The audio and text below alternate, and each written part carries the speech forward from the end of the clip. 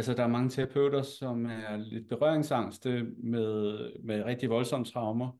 fordi at de er bange for at retraumatisere deres klienter. Så da jeg endelig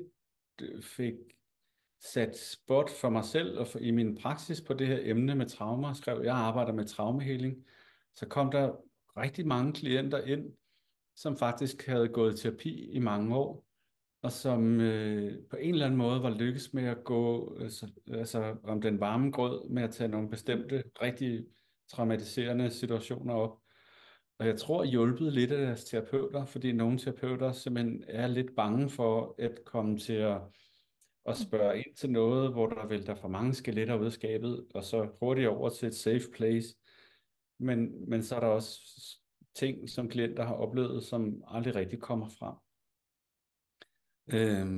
Så det er et virkelig vigtigt emne, det her med frygten for at retraumatisere, og at klienten falder for langt ind i traumeoplevelsen og ikke rigtig kommer ud igen.